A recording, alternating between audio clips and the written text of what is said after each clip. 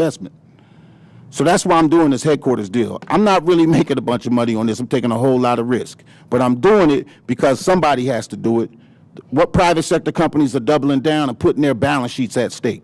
We are. And now, I may not have all the right concepts of what we are doing right now. I'm doing office because that's ultimately what we are. I'm trying to bring my company here, and I want to promote entrepreneurship, and I have a retail floor to do some things. Maybe there would have been some better plans. But it is a plan, and I'm fully behind it, investing in it.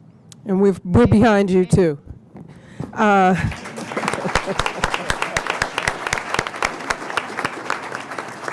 Naim, can you give us your opinion as well? Can you share that with everyone?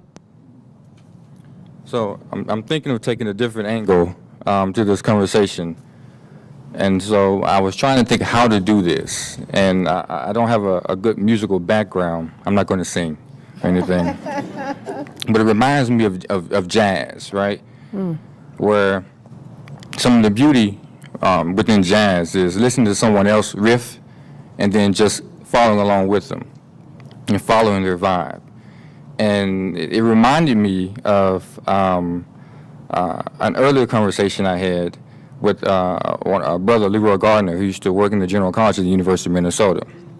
And we were talking with a group of students, and they were having difficulty maintaining relationships with each other.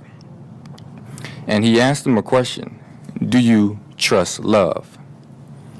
And they said, no. And they realized that they didn't. And thinking about trying to harmonize with someone, you have to love them to some degree to harmonize with them, right? And to make those relationships work. And I'm speaking of that because when we were in the green room, I couldn't think of how to harmonize with this group. I couldn't think of what would I contribute to this conversation because it's not necessarily in my area. And person after person gave me advice. Person after person told me, speak from your heart, say what's on your mind. And they said it out of love, right? And I had to trust love in order to receive the advice. Too often, we have these partnerships and relationships where they're not grounded in love. And when it's not grounded in love, you don't receive the advice well, or the relationships do not last. And the information that flows, you don't know how to discern it properly. Love allows you to challenge someone when the information is not proper. At the same time, it allows you to lift them up in partnership with them. And I say that because of this.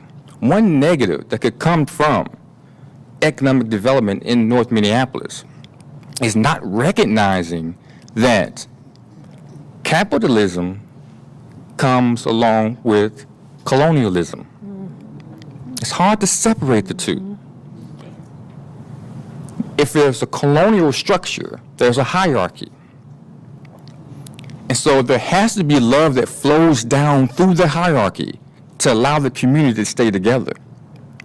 If you don't recognize the importance of love flowing down through, from the bottom to the middle class so they won't leave, to the upper class so they won't exploit, then that's a negative. That's a blind spot. A love lens allows you to see that blind spot and reject classism, sexism, racism, because you put those in the category of hate, and love and hate cannot occupy the same space. So that's what I want to contribute.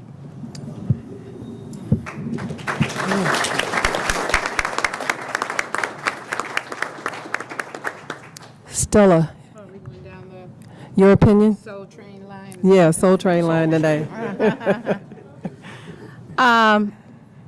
So on the, you want me to answer both parts, but I'll just say, Whichever you choose. okay, so what is this, I won't say single biggest positive, but what I thought about was hope and momentum.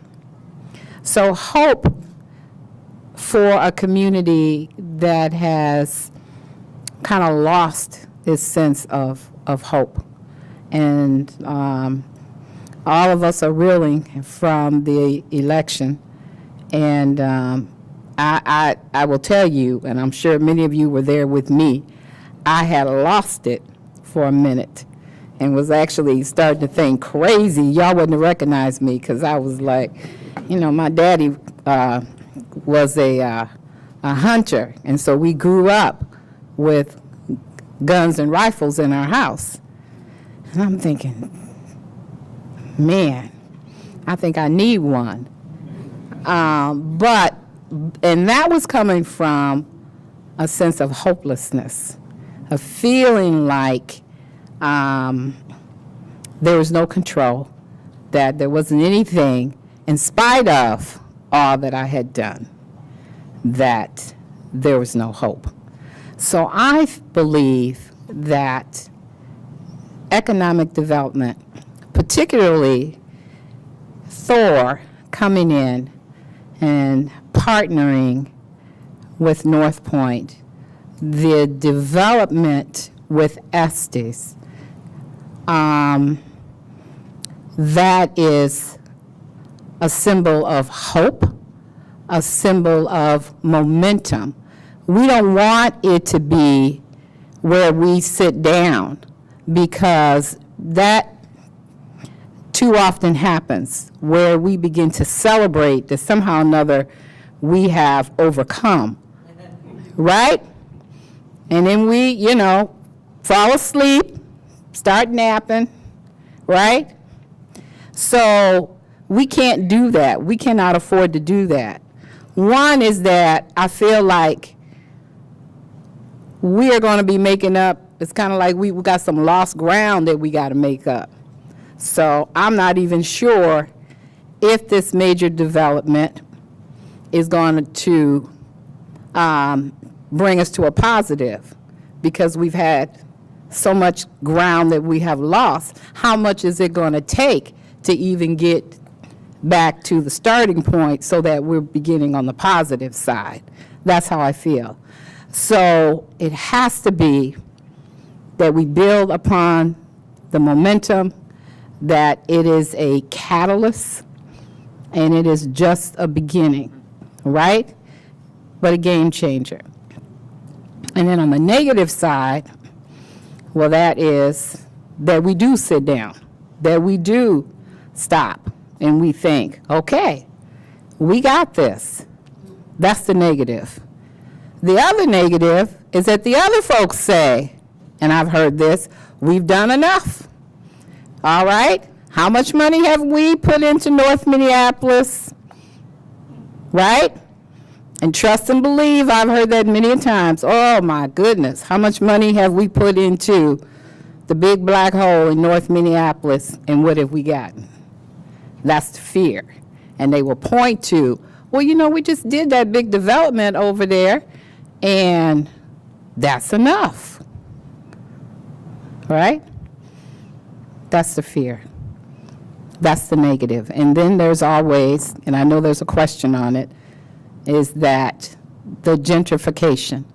Who benefits from the development? We have got to, right, make sure that the people who live here, who work here now, right, this community benefits, because we have seen that happen time and time and time again.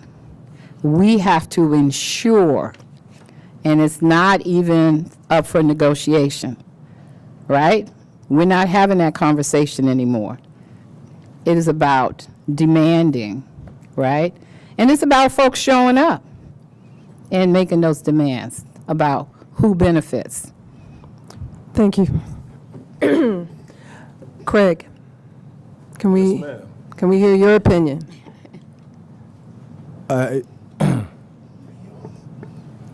Test. Can you hear me? Somebody just got their car towed. I meant to say something. I didn't want to interrupt you, but I saw a car No, I think that get was pulled an out of it. accident. Okay, It was it was an accident. Okay, all right, that's good. I know black folks don't like getting their cars towed.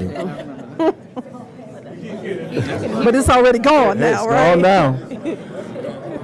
You know, I think Yes, sir. Hear that was a truck that got to nobody's car, but somebody's truck that was out there. Excellent, excellent. That's good. Okay. Don't get folks to worry. So I appreciate and agree with everything that my colleagues have said. I think certainly for me, this question touches a sweet spot. I think one of the most significant positive outcomes that we could hope to realize from, as you put it, new, but I'll say sound economic development would be that our businesses in this community, that they grow, that they prosper, that they succeed.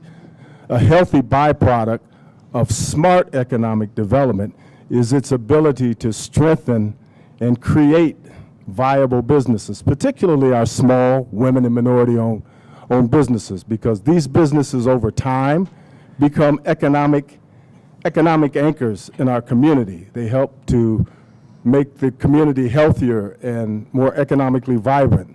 They also become economic engines that in turn create good paying quality jobs. They stimulate commerce, they support the tax base. They also help to attract large scale economic development opportunities in the community. So in addition to that, the trickle-down impact from certainly those outcomes is people that have good paying, quality jobs are able or tend to buy homes. This tends to lead to neighborhood revitalization. A strong tax base means better public amenities, better schools, better transportation, better roads, and commerce, active commerce in the community means that people are reinvesting. They're able to buy and get what they need in this community. So I fundamentally believe that the health and success of inner cities like a North Minneapolis is inextricably linked to the health and success of the businesses that operate within and around these communities. Now, I know some folks may disagree with me a little bit on that, but let us pause for a moment. And Ravi, you know better than I do. Let's pause for a moment and think a little bit about Detroit, a city in transition. Here you have multiple issues operating in tandem that are literally driving this city out of business. But if you look closely at the core of these issues, you will see the demise of an industry of businesses that connected this once vibrant and robust city and community to a global economy. And now the absence of those businesses has not only led to deep market failures and disinvestment, but it has created a population exodus that has left this community teetering on the brink of bankruptcy. So you say, what is my point? My point here is simply this, ladies and gentlemen. If there is a lesson to be learned, okay, beside the fact that poor policies, corruption, and a host of other nefarious activities is a sound recipe for driving the city out of business. Beside that, if there's a lesson to be learned here, it is simply this, that there is hard, compelling evidence to suggest that our communities cannot succeed, prosper, or flourish without the small businesses that serve as their economic anchors.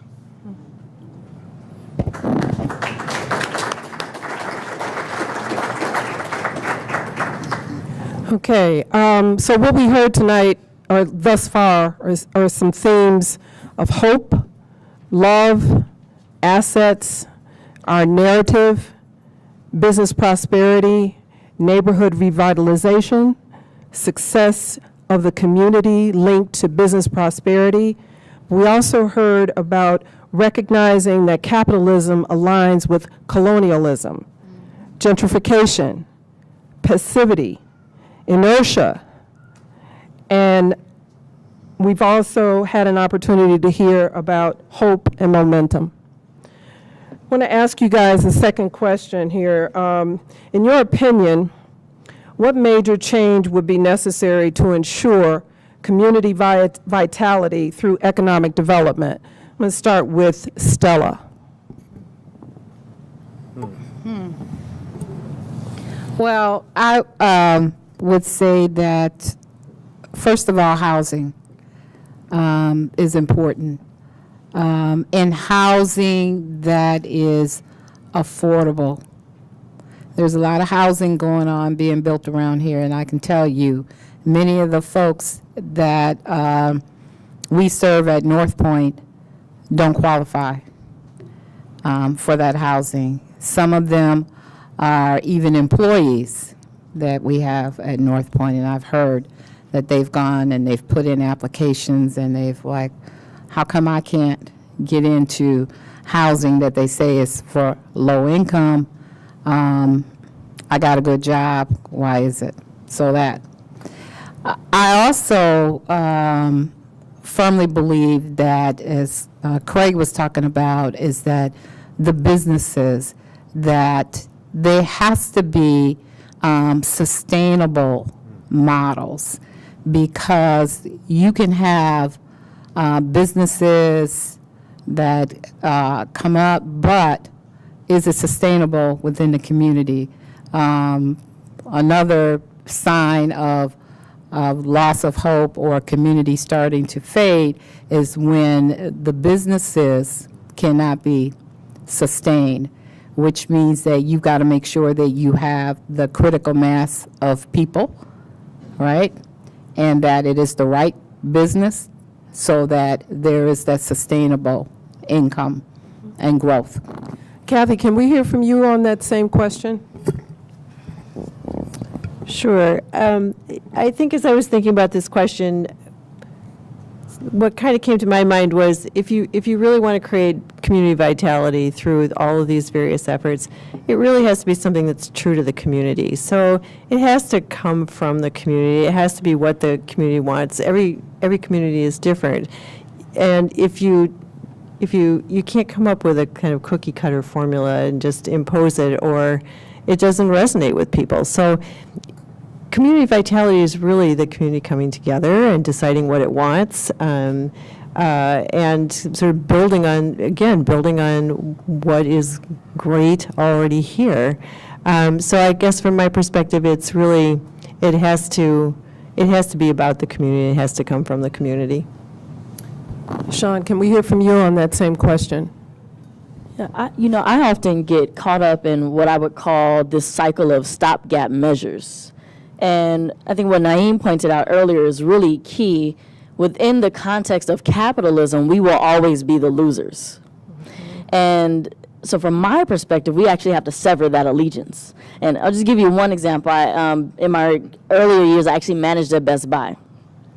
And I would work with the folks who ran the credit cards and who were doing some of the training. And eventually my team came to me and said, we were seeing a phenomenon, nobody else wants to talk about it, what's going on? When we had communities of color, people of color coming in applying for credit, we could see their reports. They'd have A, B credit. Anywhere in that range, they were being given lower credit limits. They're being told that they had to put deposits down on any of their purchases and all these sorts of things. And then we had folks who were not of color coming in, and we could see they were literally in a 400 and 500 level. They would get approved with the highest credit limits out there. So when we think about what actually needs to change, we can't talk about affordability, because what is affordable today is not going to be affordable tomorrow at all, right? With the investments we're talking about in this corridor, and we see on the Gold Line and the Green Line and other places, we're already experiencing land speculation today. Businesses who have wanted to come and invest in North Minneapolis, and the current owners of those properties come back and ask for an additional $2 and $3 and $4 and $7 million on top of the original asking cost, which was already way above the market value. And then from a business standpoint, you have to roll that into your bottom line.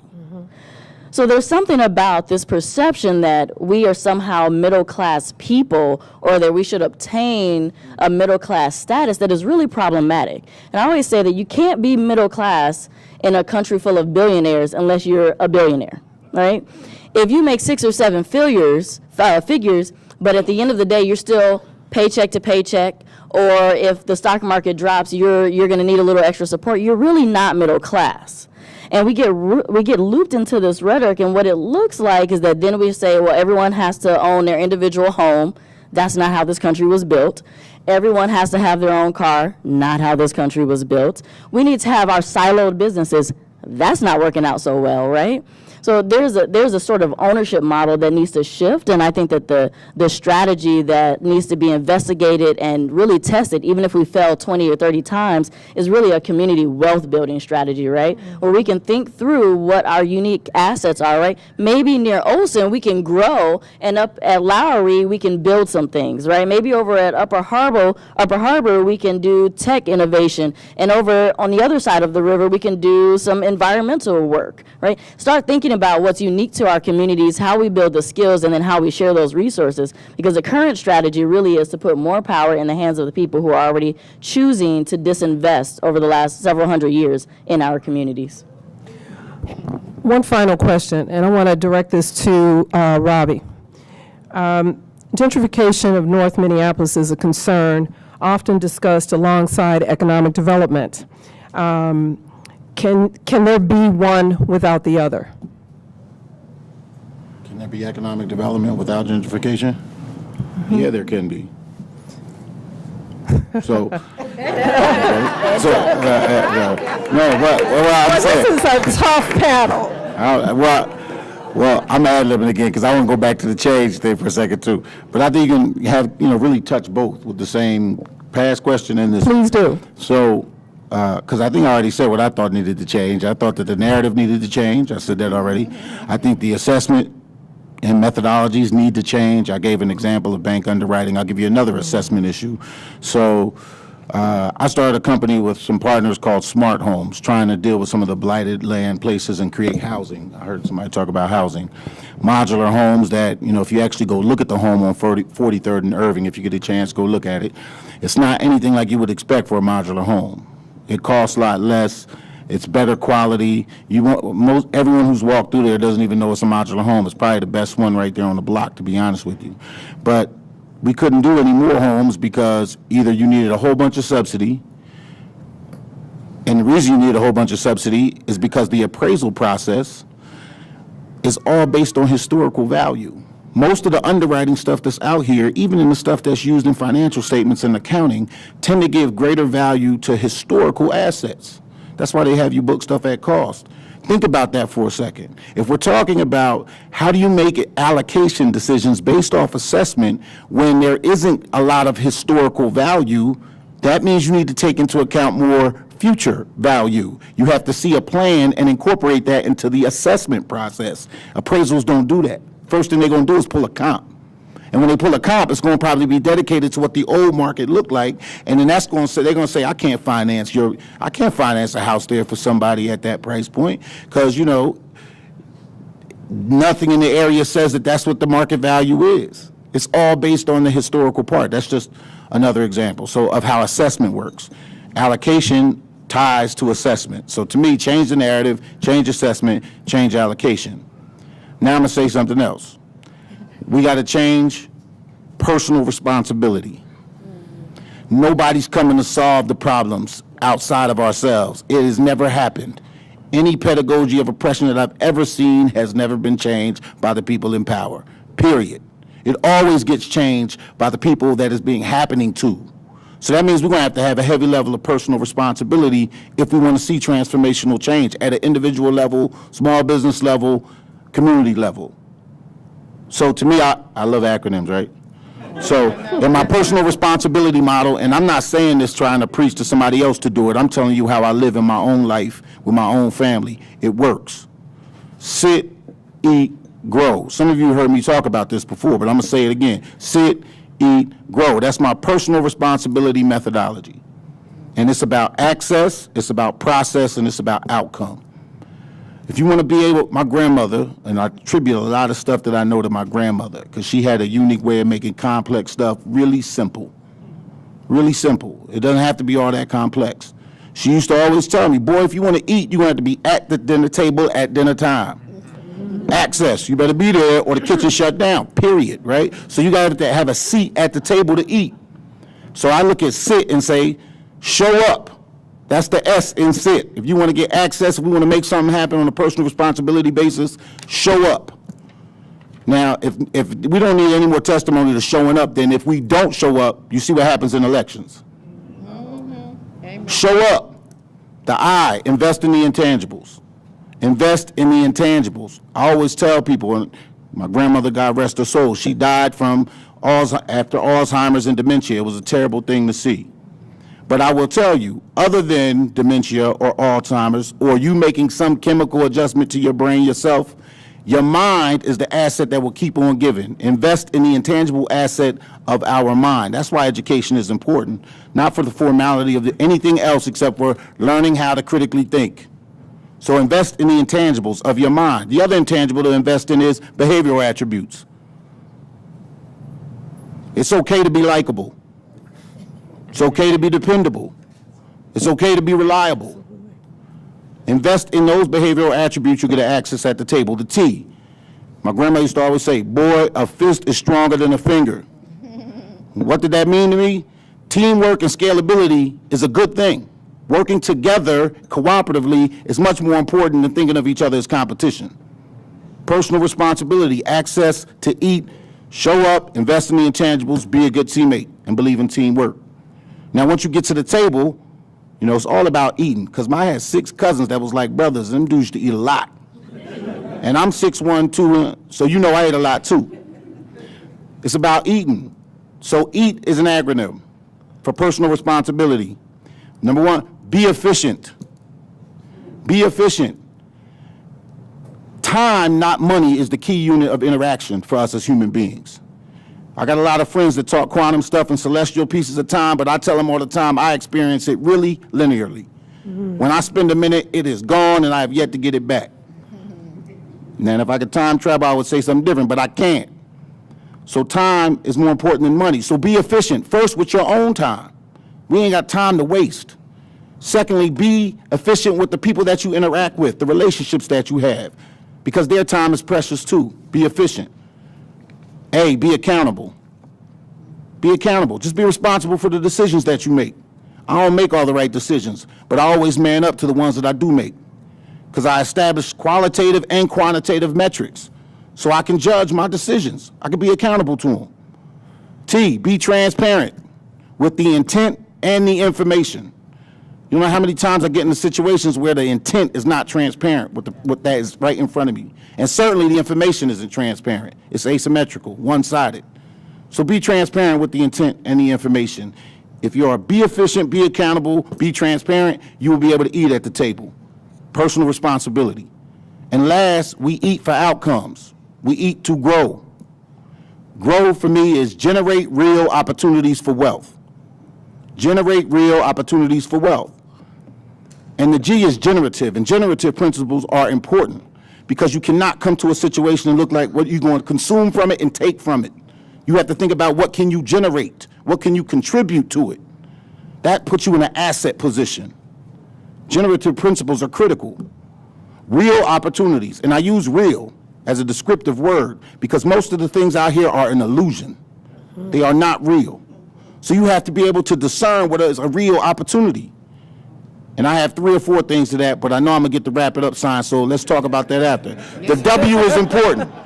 Wealth. Generate real opportunities for wealth. And I will tell you something that my grandmother taught me a long time ago. She said, boy, you don't focus on the money. Don't focus on the money. Don't think that money is just wealth. And in fact, I have found that money is a lagging indicator to the stewardship in the other areas of my humanity. Yes. You need to think and judge your spiritual wealth and health.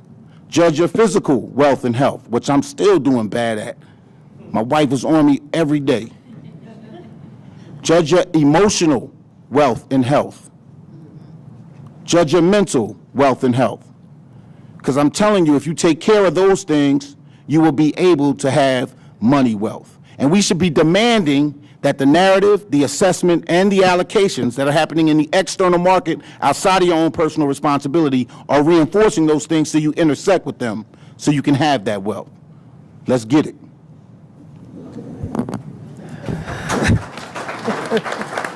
Amen. Okay, we're going to hear from Craig. I think he has something that he wants to say related to this. The only thing I wanted to say is, tapping onto my brother Ravi down there, as we think about change, one of the things we need to change our mind in terms of how we think about development should come to this community. A lot of us think that social investment is what's going to fix the problem. Social investment will never be a permanent cure for some of the social economic conditions in this community. And we need to stop thinking about North Minneapolis as its own independent or separate economy. What we really need to be talking about is how do we integrate North Minneapolis as part of our regional economic strategy. And until we begin to do that, things are not going to change the way each and every one of us would like and expect to see. So that's all I have to say. I know we're running out of time. So. Okay, I think now we're going to take a few questions that we got from the audience. Bill?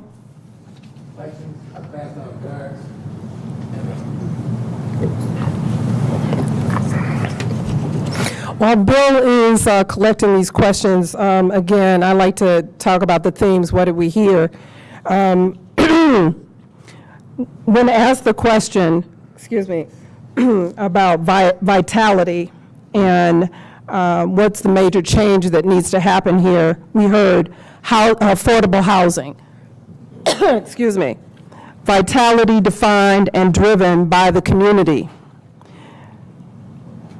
Sever our allegiance to capitalism, come up with new ownership models, community wealth building, and take, I can't even read my own writing, take a level of personal responsibility, take our own responsibility for the change we want to see. We also learned from Ravi.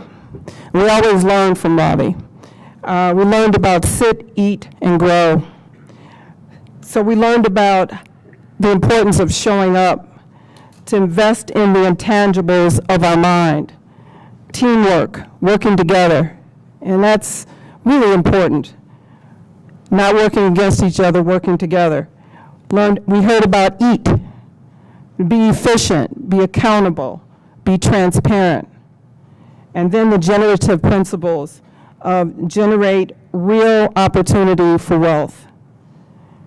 We also heard about spiritual, physical, mental, emotional health and well-being.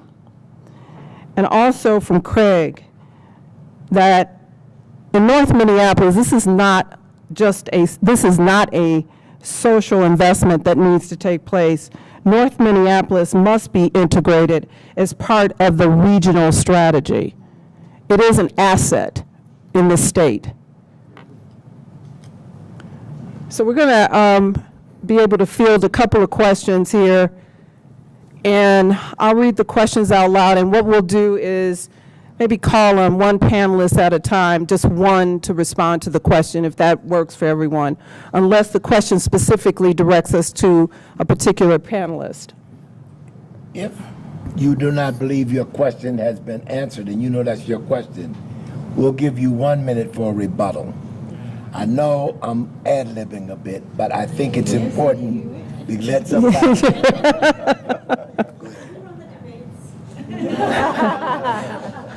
Well, we don't want to censor anybody either, right? Okay, here we go. The community is very concerned that governmental agencies and elected officials have not figured out how to boost economic development and urban reinvestment while preventing negative impacts of gentrification